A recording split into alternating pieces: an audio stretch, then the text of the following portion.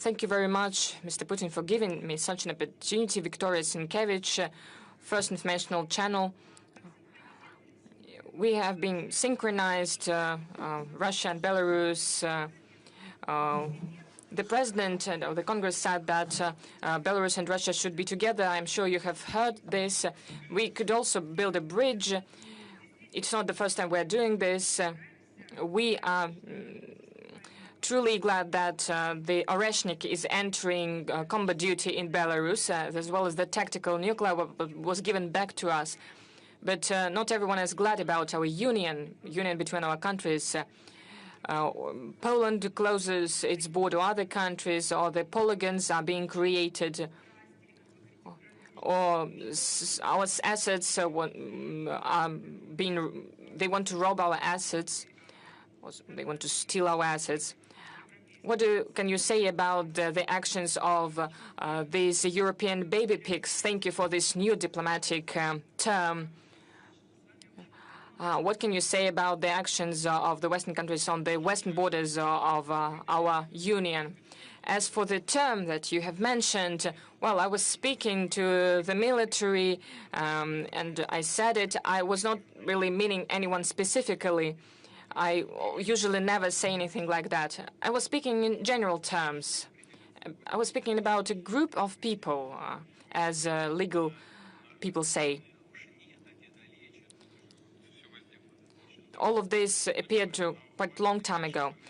But the relations is what really important, relations between our two countries. I watched live the speech of the President of Belarus at the All-Belarusian Summit, Congress, and I have to congratulate him on that. His speech was very meaningful and excellent. I would like to express my gratitude for this assessment of the state of Russian-Belarusian relations. As for the security issues, we are solving them bilaterally, as well as the context of the CSTO. You have just now mentioned Oreshnik. Alexander Grigorievich spoke about the Russian tactic weapons, nuclear weapons that is being stationed on the territory of Belarus. We regularly have exercises of the groups of armed forces created by our ministries of defense. We are closely cooperating between each other. The security of the Union State is in very reliable hands, and it will be guaranteed without any doubt. Well, it was Belarus. Maybe our guests from NBC, maybe they would like to ask the question. Please, could you give them the mic?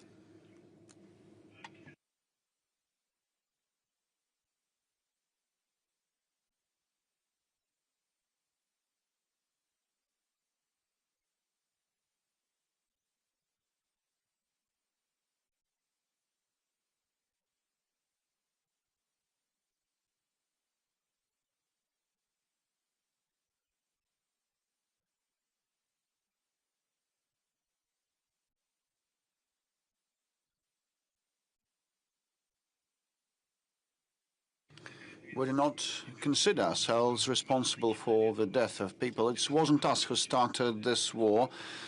This war began after the coup d'etat, anti-constitutional coup d'etat, armed coup d'etat that happened in 2014, and the start of fighting on the part of the Kiev regime heads against their own people in the southeast of Ukraine. On our part, we stopped short of recognizing the autonomy and independence of the then breakaway republics of Donetsk and Lugansk. And after we had been deceived and the Minsk arrangements hadn't been implemented, we had to resort to the armed forces to conclude that war that had been started by the Kiev regime with the support of the Western countries. And President Trump is taking serious efforts to conclude this conflict, put an end to this conflict, and I said on many occasions that he is quite sincere in this undertaking. And moreover, during the meeting with President Trump in Anchorage, we agreed upon and virtually approved the proposals of President Trump. So saying that we reject anything is inappropriate and has no grounds. At a preliminary meeting in Moscow, a proposal was made to us, and we were asked to make certain accommodations. When I came to Anchorage, when I arrived in Anchorage, I said that those would be difficult decisions for us, but we still are in agreement with this trade-off proposed to us. So saying that we reject anything or turn anything down is inappropriate and groundless. So the ball is entirely in the court of our Western so-called opponents, the chiefs of Kiev regime, most importantly, and their European sponsors. We are ready for talks